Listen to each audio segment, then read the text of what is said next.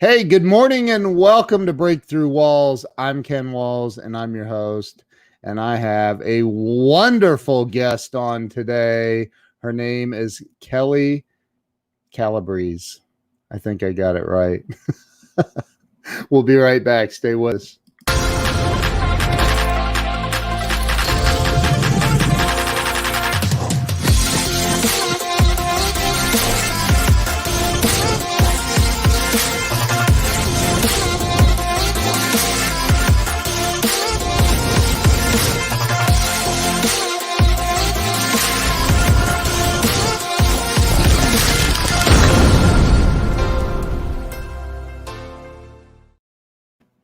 And we are back. I'm going to bring Kelli on.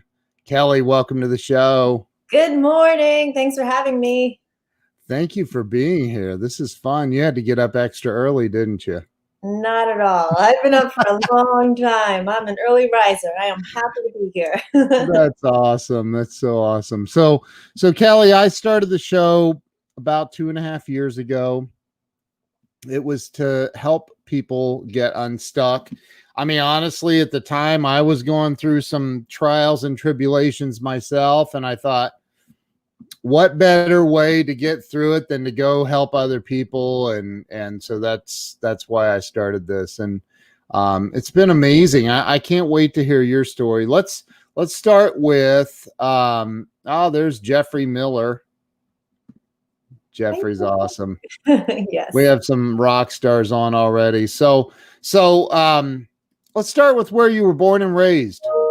I was born in Staten Island, New York. So one of the 5 boroughs they call the Unforgotten Borough. Why do they call it that? Well, because, Manhattan, Brooklyn, Bronx, Queens, they sort of all have their culture and their notoriety. And Staten Island was really a suburb that wasn't spoken about very much. And it's where the landfill is. Let's face it, it's the biggest landfill. And so they didn't talk about it a whole lot because of, the landfill, I guess. Is that where you were raised, like the whole time? Born and raised till I was 13. And then we moved to New Jersey. Parents wanted a better life and lifestyle for us. So beautiful suburb in Morris County, New Jersey called Chester. And I went all through high school and I went to college in New Jersey, did my master's in Pennsylvania, and got started my business in New Jersey. So I was there for 23 years. My gosh. Wow. So that was fast. Okay, well, thanks for being on the show. No, let's back it up. Yeah. So let's talk about what it was like for you. Let's talk about what it was like being in Staten Island. I've never been there, so I don't know anything about it. It sounds like almost sounds like it's the stepchild of New York. I think people feel that way who are raised there. My entire family was there, and I was really blessed because my dad built our house, and next door was my dad's brother and his kids. And next door on the other side was my mom's sister and her 5 kids. And I couldn't go to town without seeing grandparents and aunts and uncles. And I just thought that was normal. I just thought that was natural. I mean, every weekend it was someone's birthday, someone was graduating. So it was just chronic family. And our businesses were in town. My parents had delis, pizzerias, restaurants. So family was always kind of coming and going. And our house was where all the events were hosted, and went to the same Catholic school my mom went to, kind of small town stuff 50 years ago.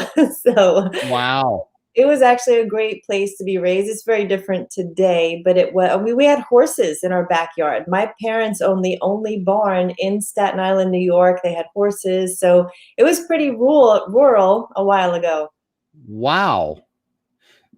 So I picture anything in New York, like as far as like living wise, like the way the houses are stacked together on Archie Bunker or what, you know what I mean? Like that's what but it doesn't sound like that's what it was for you. No, and I mean, it's an island, so there's boating and beaches, and people don't think about it that way, but we were closest to the outer bridge, which was, I mean, we could almost see it from the house right over to the Jersey side. So it was kind of the last developed area. of Staten Wow. Island. Yeah. Wow. And then you ended up moving to New Jersey, Yes. which I have been through New Jersey. I was invited to speak at an event in Atlantic City, and I drove out there because it's not far, and and I was surprised. I got out. I stopped at a gas station in New Jersey, and I get out of my car. I'm getting ready to pump the gas, and some dude walks up. What are you doing? He like yells at me. I'm like, I getting gas, dude. He's like, get back in your car. You're not allowed to do that. And I'm like, did not know that. Sorry. Did you see my tags? I'm from Ohio, dude.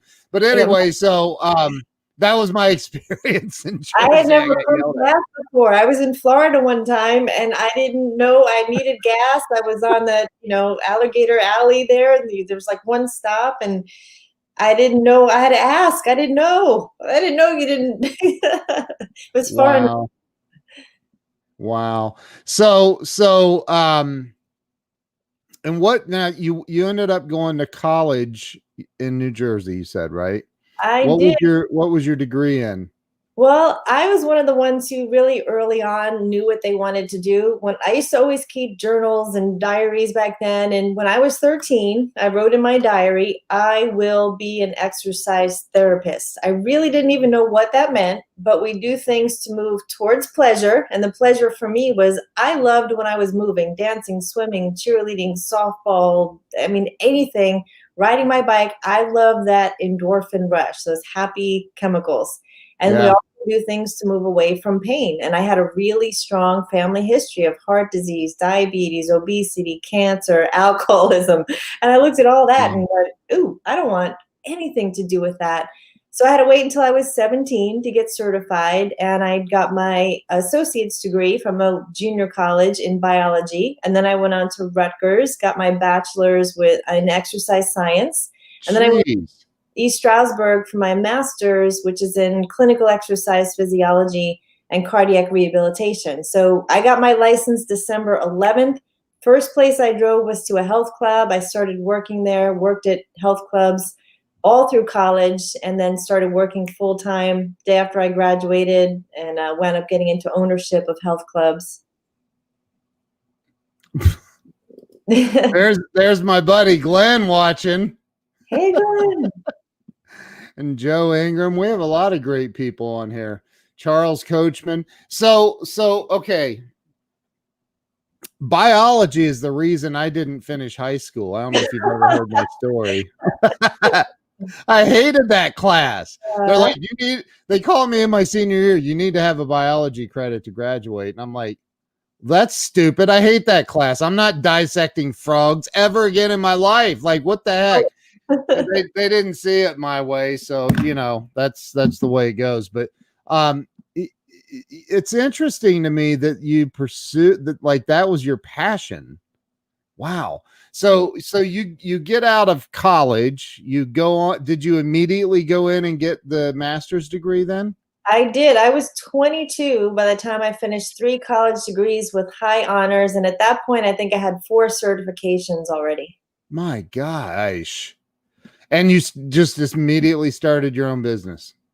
I did. So I was working at the health club in town that I had went to when I got my driver's license. And so they hired me as their fitness director. Then I kind of kept going and upgrading, personal training director, became the weekend manager, the manager. And then we started opening up multiple locations. And then we started managing corporate fitness centers. And then I founded a school. So somewhere in that 14-year period, about 4 years in, I became a partner, and I was there until my son was born. So got to do a lot of cool things. This was when personal training was really just getting started, back from like 1987, let's say.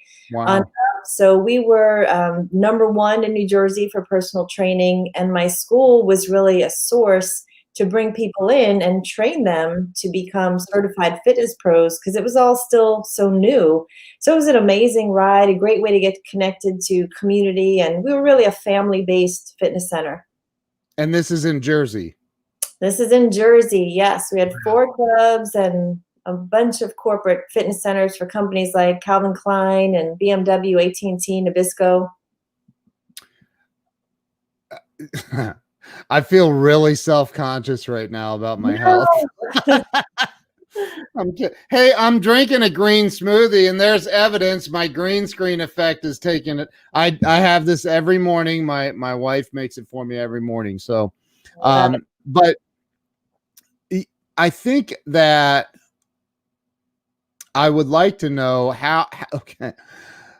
First, are most people like me when they meet you and find out what you do? Like they immediately become self-conscious about their health choices. Yeah, I've been invited to a lot of parties. Yeah.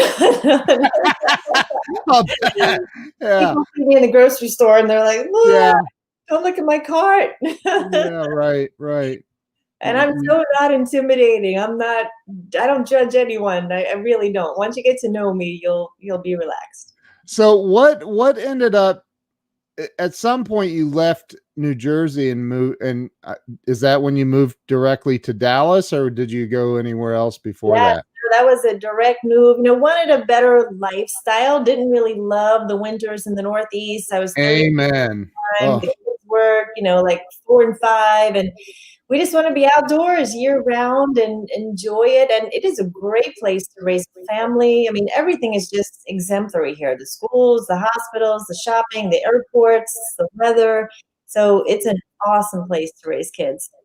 Yeah. I think everybody should visit Frisco. It's a beautiful area. It is. So tell me about I'm assuming that you, Glenn, your fake green screen smoothie looks so real. It is real. Tell me though about the business. Did you sell your clubs in Jersey and move to Dallas? So that actually happened before. I knew that I wanted to be a mom that raised her kids. And with the health clubs, that was from 5 a.m. till 10 p.m. It was 7 days a week. I had hundreds of employees, thousands of members. I was driving all over, running the school at nights. And I wanted to raise my kids. So my son was born in 2000 and my daughter in 2001. They're now 19 and 20. And I sat my partner down and said, I don't know what I'm going to do, but I'll figure it out. And that was my soul. I mean, 14 years building up that business. That's all I knew. I started there when I was 17. And so I came home and the internet was really just getting going in 2000. So I sat there and I still wanted to contribute to my industry on a really high level. I mean, I spent all this time getting this education and developing all these programs, but I wanted to raise my kids, but I really liked executive pay. I didn't want to give up the income either. So I became the lead fitness expert for eDiets, which at the time was the lead subscription-based diet website. And I launched their fitness division. And then I started writing, speaking, consulting, editing, spokesperson, media work, really anything that I could do to help people who wanted to be fit. But also the other side of my business was helping trainers who didn't necessarily know how to run a business, how to serve people. So I had sort of those two different niches for the next, few years before we moved to Dallas. Wow. So once I got to Dallas, I continued to do those things, but I also opened up fitness boot camps because we could be outside. So we started doing outdoor boot camps and then I got into other things as well. But so the transition happened when my kids were born. And I actually wrote a best-selling book with our friend Kyle Wilson called Mom and Dad Preneurs. And, that was about the whole lifestyle. Oh, look at that. Yeah, Mom and Dad Preneurs. So I love that. Yeah, I mean, my heart is for people to have, the order of God, family, business, and never sacrifice your family for, income. That's for sure. Wow. That's awesome. So, what are some of this show is about challenges and how we overcome those things. It sounds like you've been on easy street your whole life.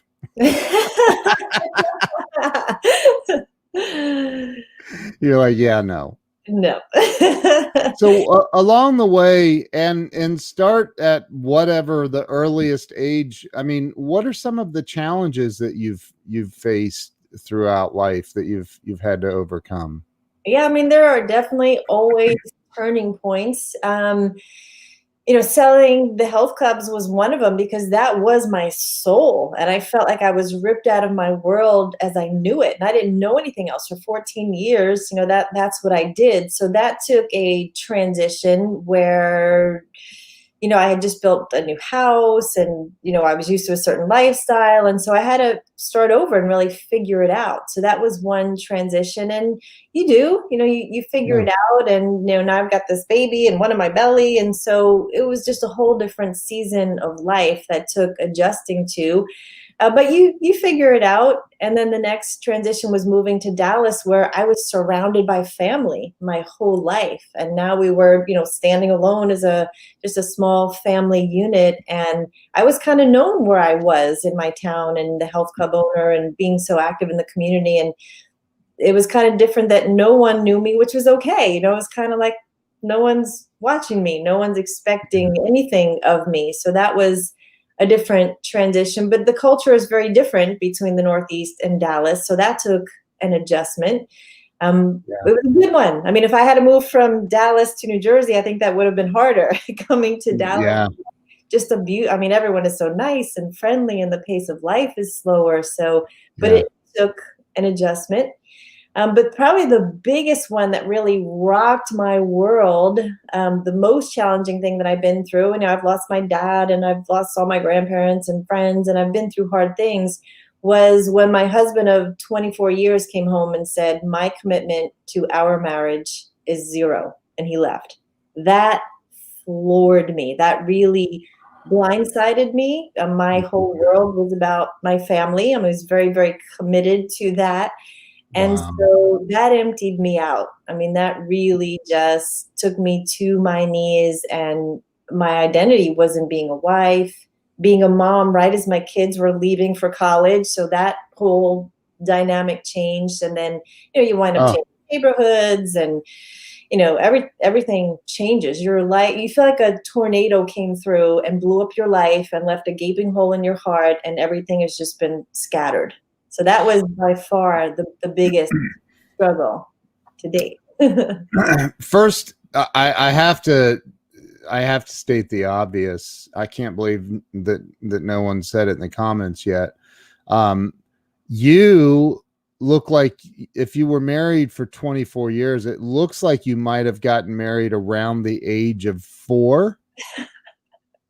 24, but thank you. My gosh, you don't. I mean, you look like you're maybe 28. Well, I'll be 51 before the year's over. Oh my gosh, you got to be kidding me. Wow. That is absolutely amazing. So I want whatever you're having. Like, that is unbelievable. So 24 years of marriage, your husband comes home, tells you, I'm no longer committed to this marriage. He left, and your entire world was rocked in that moment.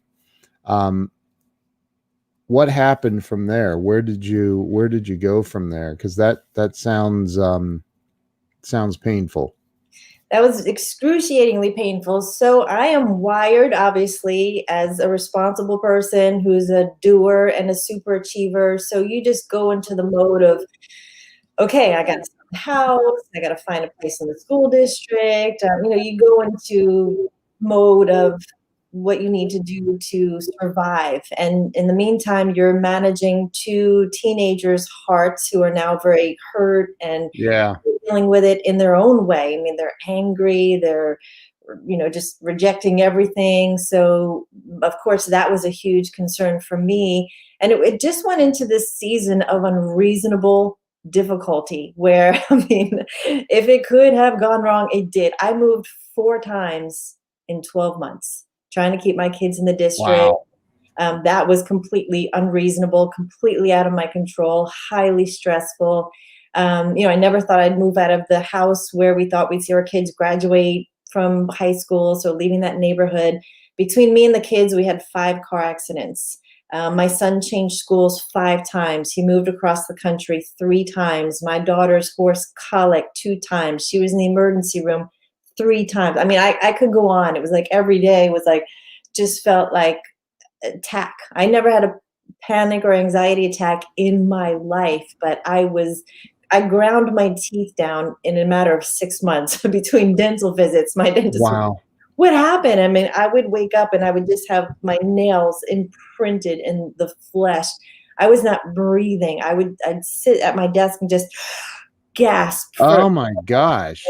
yeah, my hair was falling, clumps of hair. Just, it was, you can't separate the spirit, the mind, and the body. And it was just trauma from all ends, just felt like attack. So you're in survival mode and trying to keep, money coming in and lots of money's going out, and things just were falling apart. And I had to just surrender them. And that was, a difficult thing for someone to do who's a doer, and you're right. Things had gone well for me a lot. And I worked hard for them, but this was what was necessary for me to get to where I am today, which is whole and healed. But it was a 2+ year process of focusing on healing like it was my job.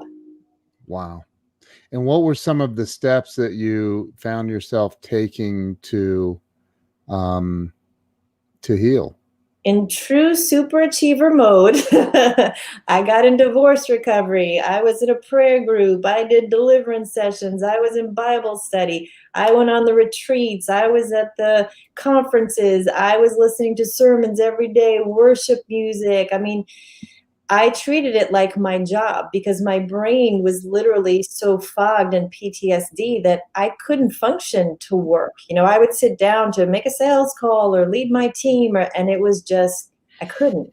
So I almost didn't have another option. So I treated it like it was my job. I was looking for a program that didn't exist. So I was having to create my own because I couldn't find one thing that could help me heal. So I was just working on it from every direction: wise counsel, counselors, amazing friends, support system, mentors, all of it. I mean, I did everything I could do. Wow.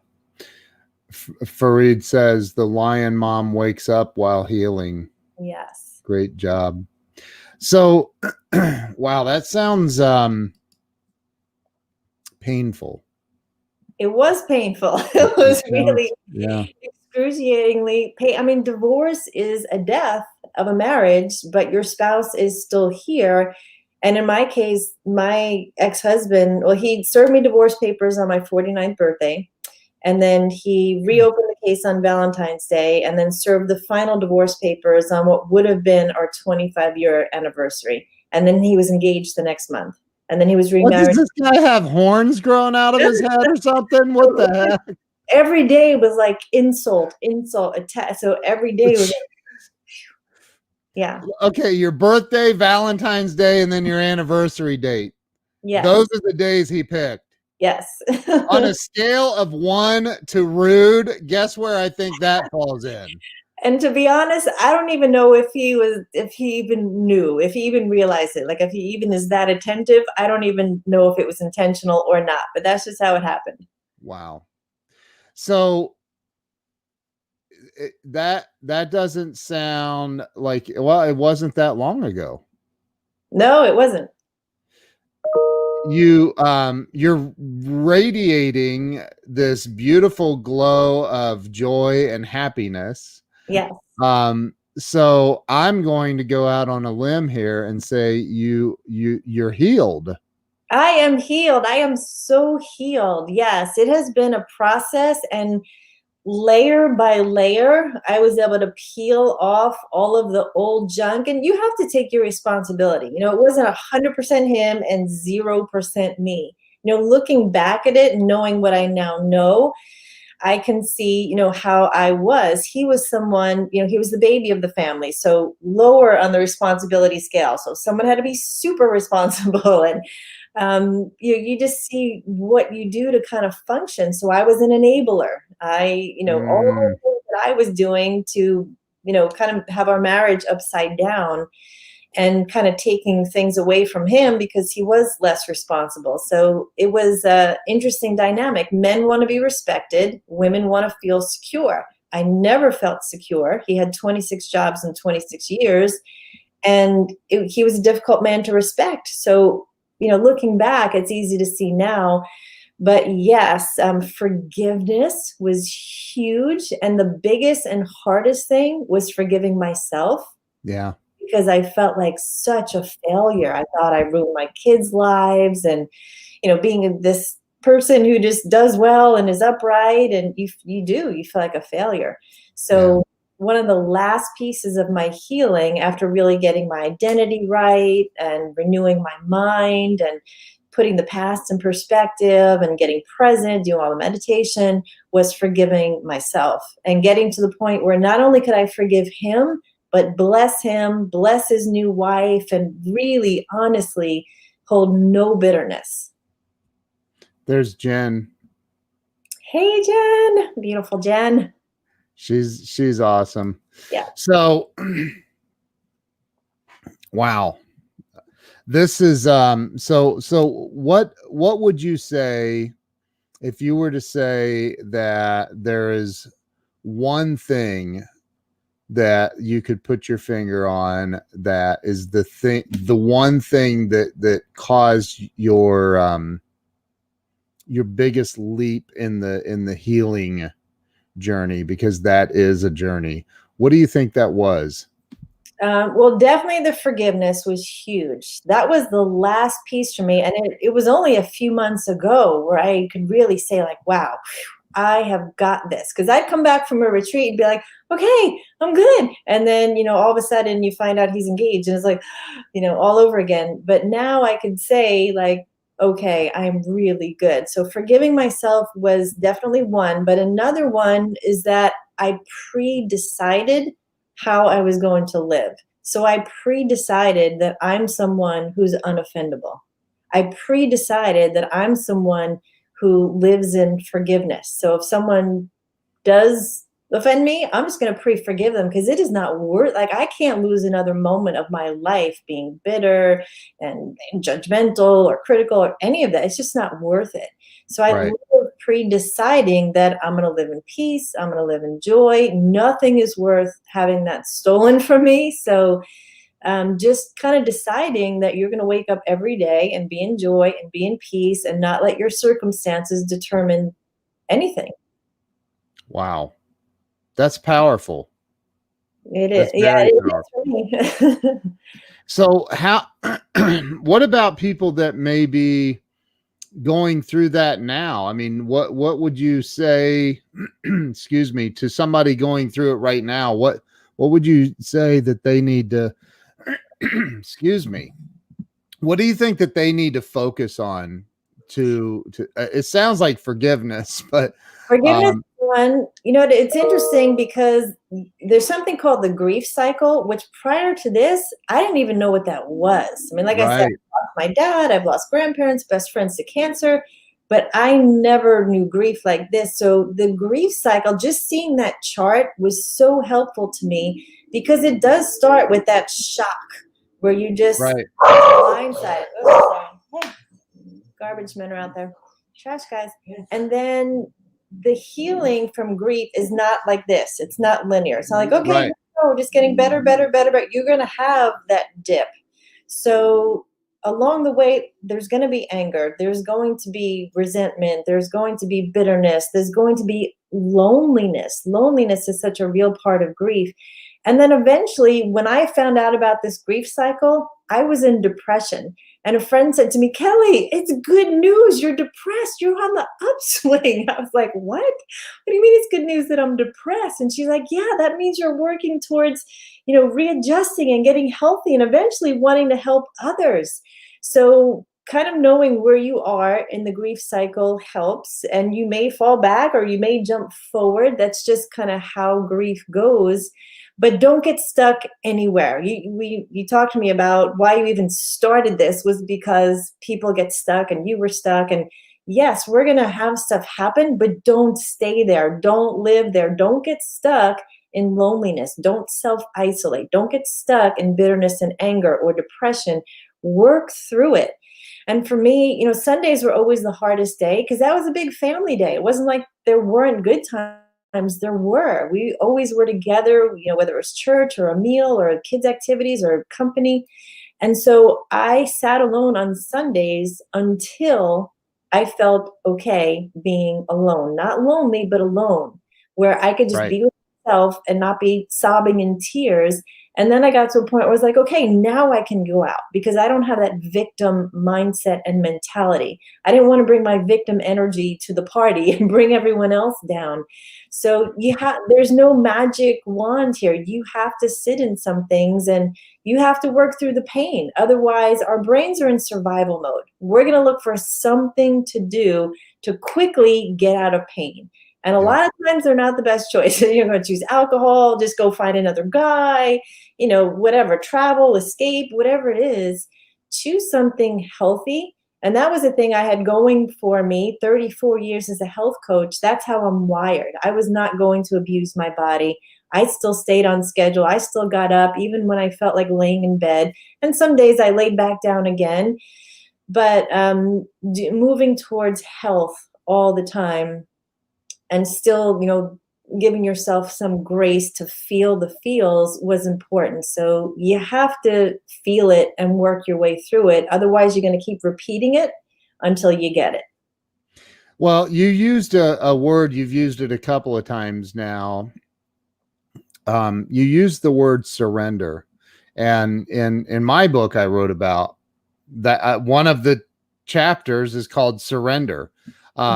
So talk about that, because I think that that's one of the most important things that we can do in life is learn how to surrender to the things that we're clinging on to. And it's all in our head. I mean, it's like, and tell me if I'm wrong, but you probably weren't depressed as much about the loss of what sounded like a not very exciting relationship as much as you were depressed about the thought of the perception of what the relationship should be or whatever. Am I wrong about that? No, it was a lot. It nearly killed me trying to keep that charade going. I mean, we're in $1 million home and, the cars, the vacations, the oldest son and the daughter and, making it look like it was all perfect nearly killed me. And so that was a lot of work to keep that all going. And so when people said to me, oh, he did you a favor, you'll see, you'll love, being single. And I was like, I didn't want this story. It was still, I valued marriage and my commitment. Yeah. And so in terms of the surrender, I didn't know this was a thing, but after the spouse who wants to leave leaves, they usually feel guilty. You're feeling rejected, but he came back after a few months out there, thinking the grass was greener, and said, I made a mistake. Let's grow old together. I'll do anything. And that wrecked me because I was just starting to, go with this idea that, this was how it was going to look. And so that was another time where I had to surrender, where I was like, okay, to stay and love and respect this man is the hardest thing that I could ever be called to do. I don't know if I can do it, and I definitely can't do it alone. But I also didn't want this story. I'm not like, woohoo, this will be great. I want to go off and have this single life. I knew this wasn't going to be easy either. So I spent 3 days. It was a rainy weekend in October. It was actually this weekend last year, just on my knees, going, I can't make this choice. Like, God, you're going to have to make this for me because there are 2 cards and I don't know which one. And so I really felt like in surrendering, I did get a clear answer that we dealt with separately. So we're together 26 years. That was a long time. Yeah. It wasn't working.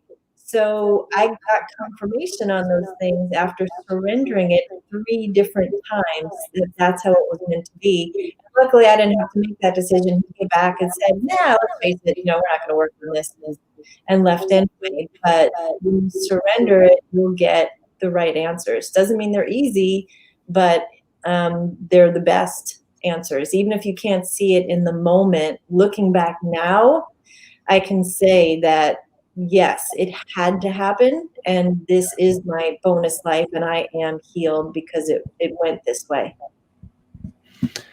Wow.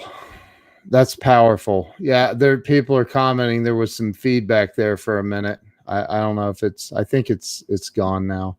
The internet does crazy things once in a while, just is what it is. So let's talk about your business a little bit. Um, who is your typical client? Well, there's been a little bit of a shift. So I've always had a heart for women. So I've worked a lot with women, but I've also worked with a lot of men in my health coaching business. I was a top achiever in a network marketing company, a nutrition company that I'm still with, but for the last 2 years I haven't been out there leading. Love network marketing. So thankful to get paid every week. My goodness, what a blessing that has been. Yeah. So, I had clients in the nutrition network marketing business, but I literally yesterday just launched a new company with a brand new niche that I only just really got this download 5 weeks ago. So 5 weeks ago, one of my goals when this whole process started was to get 2 kids in college. And so 5 weeks ago, both kids got dropped off at college, a freshman and a sophomore, both good students, collegiate athletes. And I came home and I was like, okay, I feel like I checked that box. Now what? And the download that I got was that nothing is wasted. So yesterday I launched a new program called Intentionally Fabulous Single Redefined. And it is specifically and strategically for women going through any stages of separation, divorce, and post-divorce who want to get unstuck, who want to work through that grief cycle wherever they are and be the best version of themselves to not only get healthy, but to get to a life that they never even could ask, think, or imagine would be possible. So that literally just started yesterday.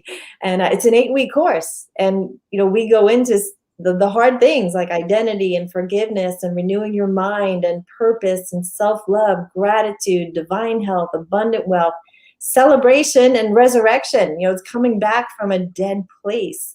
So that's Wow. the 8-week course I just launched yesterday. Wow. What is I'm sure there's a website. Yes. Intentionallyfabulous.com. Hold on. Intention. I'm gonna scroll it across the screen. So intentionally fabulous. Yep. .com. /now. That's where they can actually see the program. NOW? Yes. Okay. Yes. And there's a Facebook private group. Is that correct? Yes, that's perfect. Awesome. Good speller.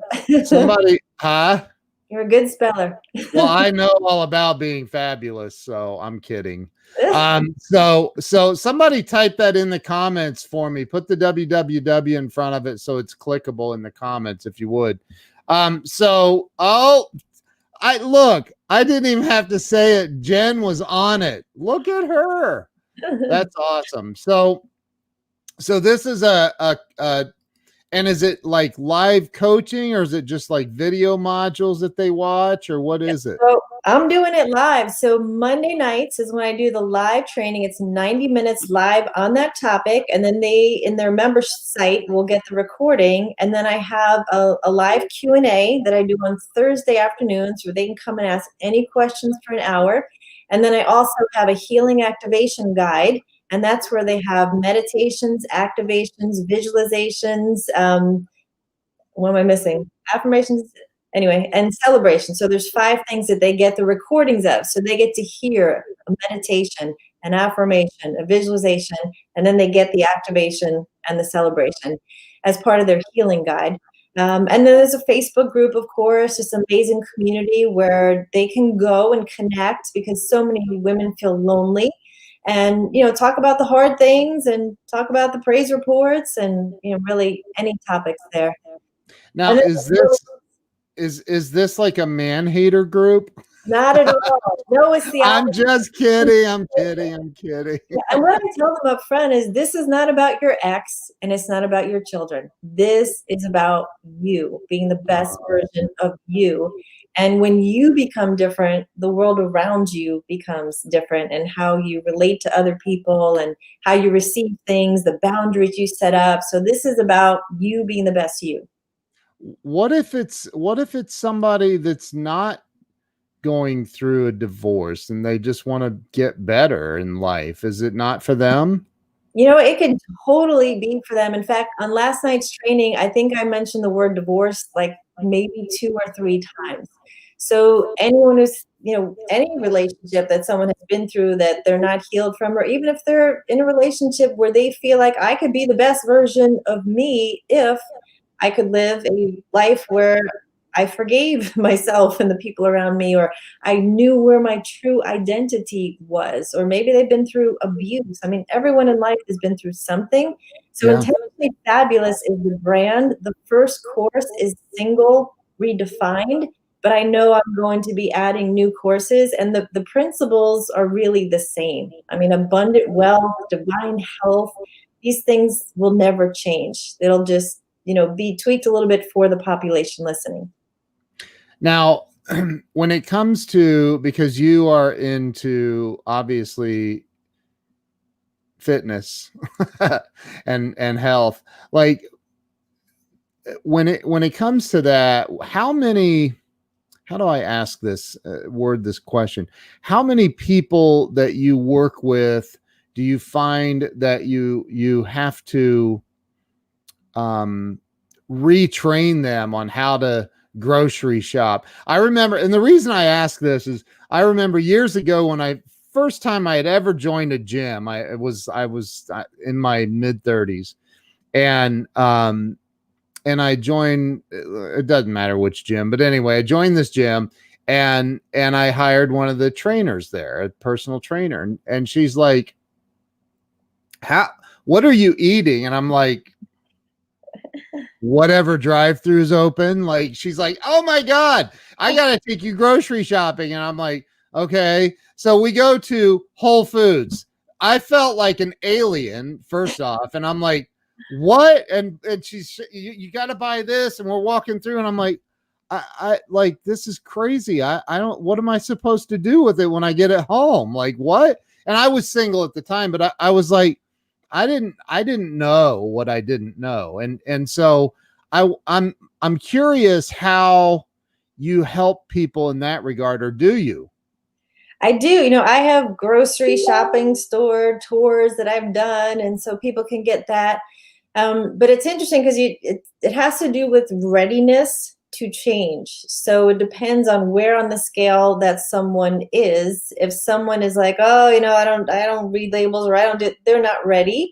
And then people will start to get interested and curious, and they'll start to do a little research. And, eventually you work your way up to making a decision where you say, okay, I've got this, I'm willing. And then you hire the trainer, and, you Yeah. make happen, but it doesn't mean it happens forever until you get to the identity level of change. So first we do the environmental change, like, okay, we're going to change the things around us. We're going to put our running shoes out. We're going to get water and green drinks, and we do things on the environmental level first, and that's good. And certainly do that, clean that up, but then keep going deeper until you change your beliefs, and you change your abilities and your capabilities, until eventually it's your identity, where you're not the guy who drives through the drive-through anymore. It's just not who you are. It's just not an option, unless there is no other option, and it's a freak thing that, okay, we got to do it, but it's not who you are anymore. So when you change on an identity level, going into the grocery store is a whole different thing. It's not a battle. So when someone decides, I'm someone who takes care of my body and I don't put sugar in it, doesn't mean never, but it's not you're coming home with a cart full of cake and ice cream and cookies and get like Right. it's an identity level change. Like, I am someone who's going to live long, strong, healthy, energetic years in a fit body. And if I take care of myself in these middle years, it's going to make the later years awesome. I don't want to Yeah. look like some older people that I know that are suffering and have no quality to their lives. So it really comes back to identity. I had last year, it was about a year, I don't know, year and a half ago maybe. I had Andy Frisella on the show. And Andy's a badass. I mean, he's just and very intimidating.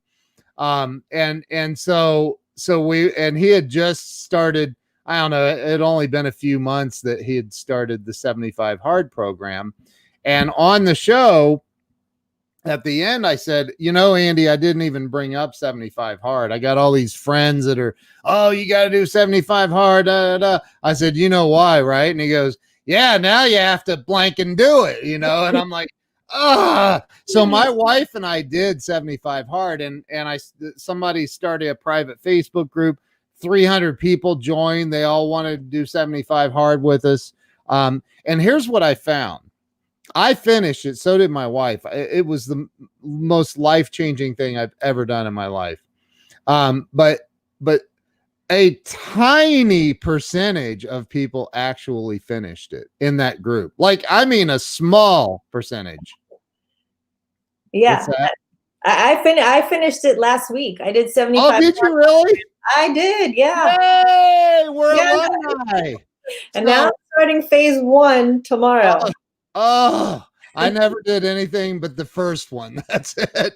I'm like, phase, no way. I am not getting in a cold shower for 5 minutes. Nope. So, but talk about that, about the level of, because I think that here's what happens. When I started 75 hard, had I known how freaking hard it was going to be, I would have never committed to that. Never. It was hard. I mean, very hard. Not just, and again, work out twice a day, 45 minutes. Yeah, whatever. No big deal. Just go for a walk. That counts as one, right? So, drinking a gallon of water. Okay, I'll drink a couple of extra cups that I normally wouldn't drink. No problem.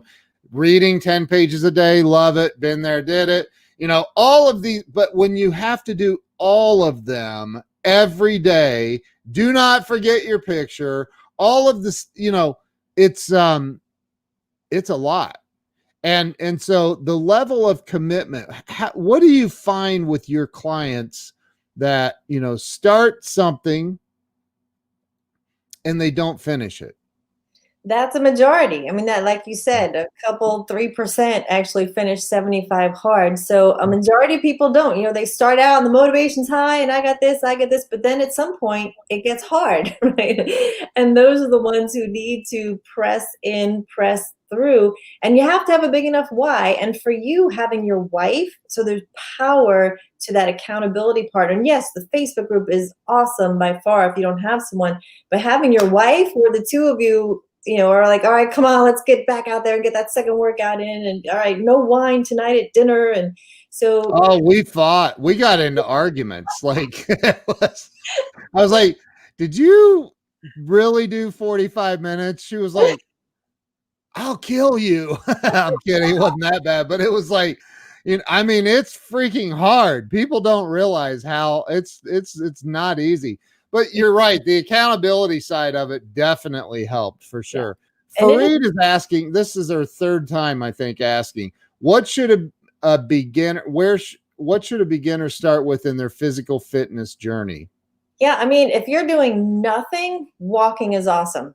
And outside is the best if possible. Getting out, getting in nature, just walking. It gets all your major muscle groups stimulated. It gets your heart pounding, get a little sweat going. It gets your mind out in nature. And just be. Don't even take music. Don't take your phone. Just be out in nature walking. Focus on your breathing. That is a great place to start. Once you do that, stretching is the forgotten component of fitness, but wow, that'll help you feel so much better if you've got an achy back or achy joints or tight hips or tight shoulders. The stretching is awesome, and then progress to strengthening. But just something as simple as walking is great for heart health and longevity. So much research behind just walking, and then you'll want to do more, because just like with 75 hard, once you get going, you don't want to quit. You don't want to stop. You're seeing the changes in your pictures as the weeks go on. You can't not improve if you stay consistent. It is absolutely mind-blowing how much you change. And the best part is it's not real. I mean, the physical is a byproduct, but that's not what changes. I remember finishing 75 hard and I thought, there is nothing on planet Earth that I can't do right now. Like nothing. Like you and I'm not talking physical. Mentally, you're a different, you just become different. It's amazing. So Joe Ingram says step 1, get off the couch. Step 2, get bacon. Step 3, repeat. But when the 75 hard was over, how did you feel? Because mine just ended, and my accountability partner is like, I have too much time on my hands. I need to do another challenge. Like you just feel like you missed it when it's over. Well, I can tell you that I've never, I from that point forward, I attacked my business with a ferociousness I'd never ever done. And you know, I think that, and here's one of the things that was motivating to me, and I think everybody needs to look at it like this.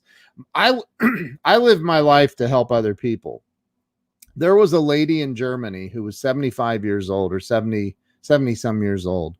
She sent me this amazing message on Instagram saying that all of my stories, because I was doing Instagram stories every day, like she's like, it has motivated me. I haven't been able to get off of the couch in years since her husband passed.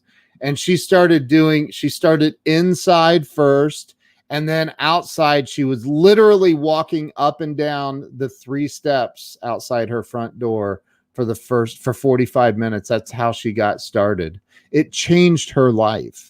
And she was motivated inspired by seeing me do it. I'm like, I'm just some fat old man walking around my neighborhood, but you know, I'm like, and it was like, it changed, it helped other people. And for me, that's what it's about. And I know that's what it's about for you.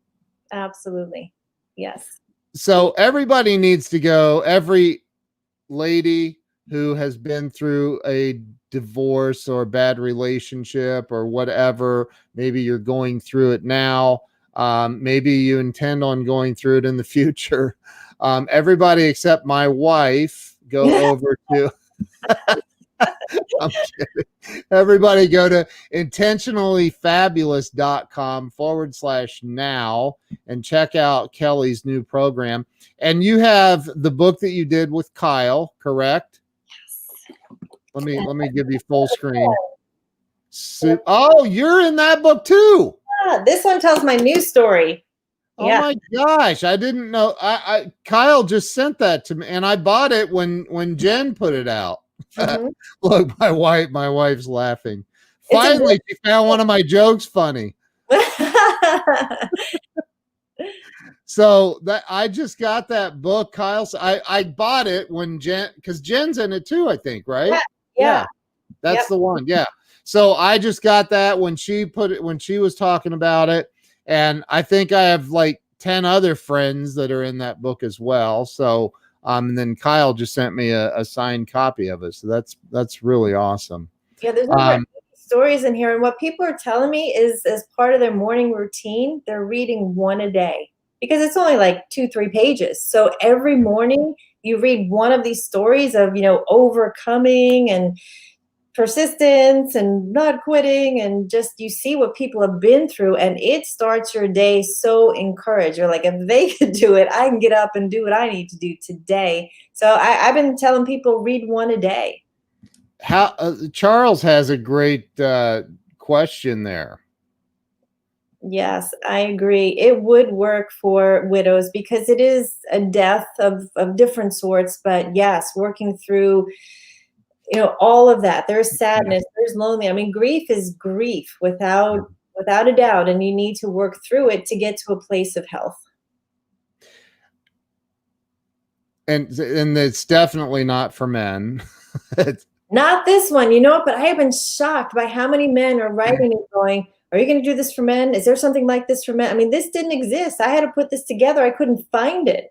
And so I may do a co-ed one, and I may partner with if I find the right man to partner with, maybe do a men's version. Wow. That is awesome. If you could have, let's pretend that I have the most popular show on planet Earth, and all 7.5 billion people on the planet get to hear you spit one nugget of wisdom that could possibly change their life for the better. What would that be? Go. Let love win. That is the goal. If you use that as the barometer for everything you do, let love's ideal win. That is the goal in every situation. And it start with self-love, because you can't give what you don't have. And what's inside of you is what's going to come out of you, especially when you're squeezed under pressure. So start with self-love, and then love your neighbors as you love yourself. Start with you and radiate it out. Just vibrate love in all your decisions. Let love win. That's beautiful. I love that. So what for somebody that is struggling, they're stuck. If you, I guess, what do you think the number one thing is that holds people back from experiencing massive success and joy and peace and happiness in life? There's so many things that hold them back. That voice in your head that says you're not good enough, you're not smart enough, you're not tall enough, you're too fat. There's that voice that holds all of us back. And so we need to quiet that voice and listen to the other voice that says you are lovable, you are enough, you are smart, you're capable, you have a purpose and a good plan on your life. Be bold. We're not meant to just sit in our homes alone. We're meant to connect. We have talents we're meant to use. So listen to that voice. Go back to those dreams in your heart, because you matter. You're here to be a difference maker on whatever level that looks like. So just quiet that voice. Do not compare yourself to anyone else's story. There's always going to be someone who has more, does more, gives more, whatever. This is about you. This is about your story. This is about your service while we're here in this short little time on earth. So just quiet. If it's a negative thing, it's the wrong voice to listen to. Wow. That's powerful. It's very powerful. Any last words of wisdom that you would like to leave the audience with? My gosh, you've got just this beautiful energy. I love your energy. Let today be the best day of your life. Today will never happen again. This is all we're promised. So wake up every day knowing it is the best day of your life. Wow, Kelli, you're awesome. Everybody needs to go to, well, not everybody, this time, women who are having, it's post-divorce, people going through bad breakups, relationships, widows, intentionallyfabulous.com/now. Here in the very near future, I think Kelli's going to have a program for men as well. Yes. And they can go to kellicalabrese.com if they want to see about my nutrition and my books and all of that. It's Kelli with an I, calabrese.com. They can go there. And the Facebook group for Intentionally Fabulous is, Facebook at Intentionally Fabulous. They can find it. What about where's the best place on social media for people to follow you? Facebook, my personal page, which is just my name. That's where I spend the most time. And I do post just about every day on LinkedIn, and I've got a bunch of videos on my YouTube page that they can watch. I usually post almost daily for the last month or so since I started this new direction. Wow. Very, very cool. Instagram? I'm on Instagram. I'm learning Instagram. I'm posting more there. Yes. So the answer is yes. Okay. So go follow Kelli everywhere. And I'm sure all of your social media is linked from your website, I'm assuming. Yes. So kellicalabrese.com, right? Yes. I don't have time to type that up there, but it's just yourname.com. That's it. It's already on the screen, kellicalabrese.com. Everybody go over. Somebody type that in the comments for me, please. kellicalabrese.com. So everybody go follow Kelli, go out on social media, follow her everywhere. If you are a lady that's gone through a divorce, a hard breakup, maybe the death of your husband, your spouse, or whatever, if you're going through it, go to intentionallyfabulous.com/now. Check out Kelli's new course. She just launched it. Sounds like it's taking off like a rocket. So that's awesome. Congratulations. And Kelli, if there's ever anything I can do to help you, you let me know. Well, thank you, Ken. You're awesome. It's been an honor to be here. Appreciate you and your audience. Thanks for tuning in. This is fun. Thank you so much. And I'm going to go ahead and end this, but you stay with me. Don't hang up. And we will see you all tomorrow. Thanks so much, Kelli. Thank you. Guys, have a great day. Bye-bye.